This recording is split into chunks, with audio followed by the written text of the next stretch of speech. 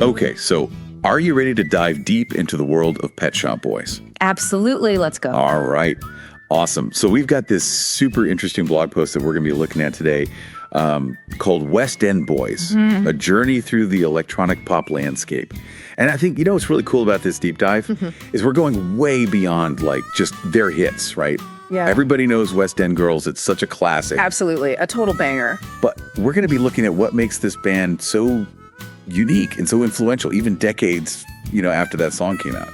For sure. Yeah, I think what's fascinating about Pet Shop Boys is that they managed to be both incredibly popular, right? They've had these massive global hits. Yeah.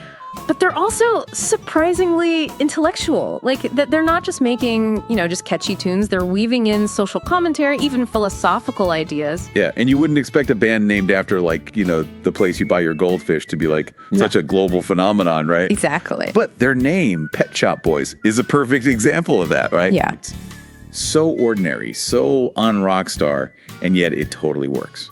Absolutely. I think it speaks to their fascination with kind of everyday life, the urban landscape. It's those seemingly mundane details that they then elevate and make poetic. Yeah, it's so Pet Shop Boys to find the profound in the mundane. It's fantastic. And speaking of their early days, they come out of this 1980s London scene that was just exploding with electronic music. It was really fertile time.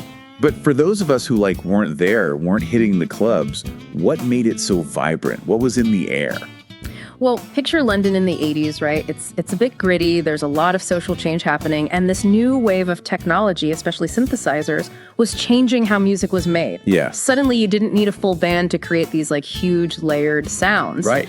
And amidst all of that, you have Neil Tennant, who's a former journalist. He meets Chris Lowe, who's a classically trained musician, through a newspaper ad. Oh, wow. Talk about a musical meet cute. That's amazing. I love that. And then from this unlikely pairing, boom, West End Girls takes over the world. Takes over the world. But it's not just catchy, right? There's real depth to those lyrics. Like, what were they saying, really, between those super catchy synth lines?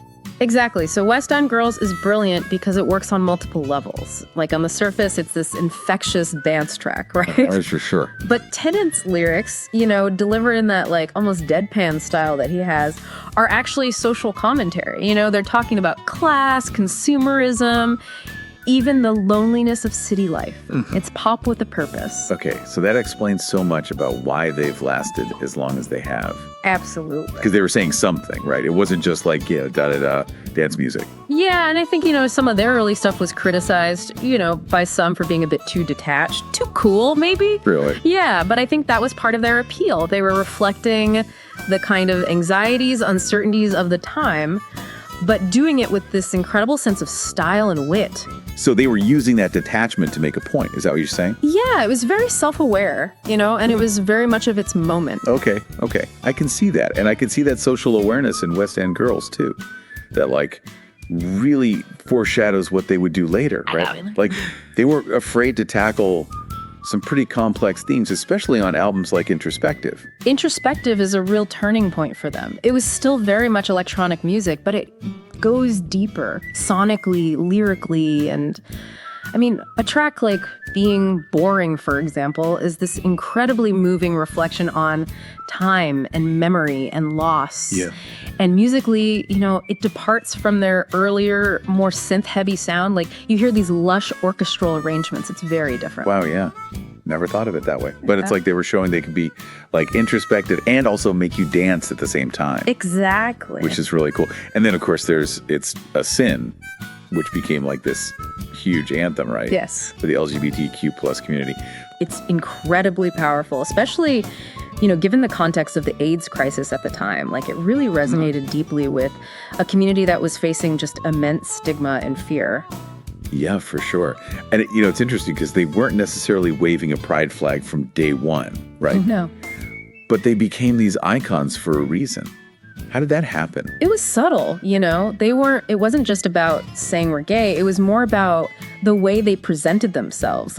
Take their music videos, for instance. Yeah. There's this playfulness with gender roles. There's that kind of aloofness, which we were talking about earlier.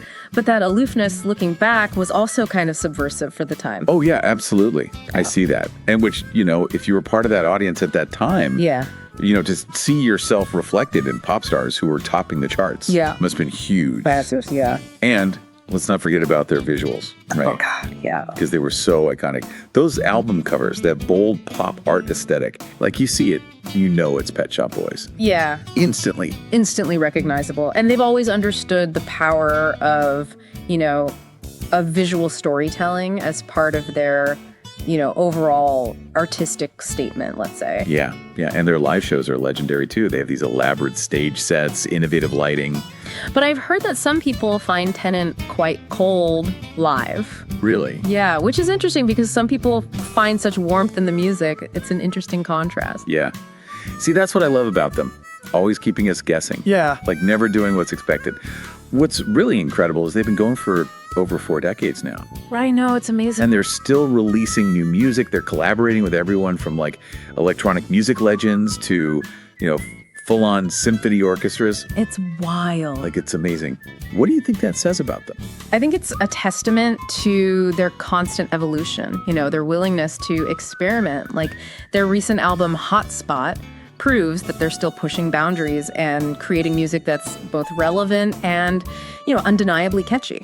It's true. So we've gone from, pet shops to global icons, right? From synth pop bangers to these deeply personal reflections. And it's clear that they're so much more than just, a catchy synth pop duo. Yeah. They're storytellers, they're social commentators, they're musical chameleons, right? And they've really left a mark on both music and culture, wouldn't you say? Absolutely. I think they've shown that pop music can be intelligent, it can be challenging, and still be incredibly enjoyable. Yeah, for sure. So here's a thought to ponder as you, re-explore their music. How has their unique blend of sound and substance, whether you're a diehard fan or just discovering them now, changed how you think about what pop music can be? It's something to consider as you put on those headphones. You dive into that incredible catalog. Thanks for joining us on this deep dive. It's been a pleasure. Really appreciate it. Thanks for having me. Of course. Catch you next time. See you later. Bye.